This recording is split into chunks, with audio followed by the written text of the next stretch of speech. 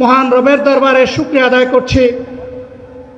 ফেসিবাদের পতনের পর অত্যন্ত অনুকূল পরিবেশে আল্লাহ রাব্বুল আলামিন আজকের এই সমাবেশটি করার আমাদেরকে তৌফিক এনায়েত করেছেন, আলহামদুলিল্লাহ। 2 দিন আগেও ঝড়ধারায় বৃষ্টি ঝরেছে।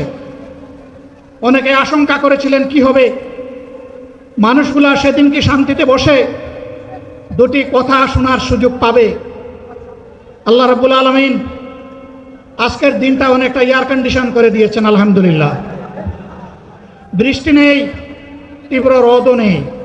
আল্লাহ তাআলার পক্ষ থেকে তার গোলামদের প্রতি এই যে মেহেরবানি, এর জন্য নত শিরে আরেকবার আমি শুকরিয়া আদায় করছি, আলহামদুলিল্লাহ।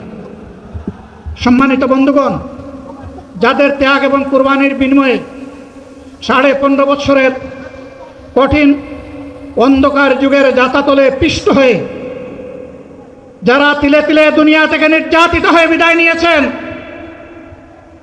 অপশক্তির বিরুদ্ধে প্রতিবাদ করতে গিয়ে বিদায় নিয়েছেন, যারা লড়াই করে আহত হয়েছেন, পঙ্গুত্ব বরণ করেছেন, আমরা তাদের সকলের কাছে গভীরভাবে ঋণী।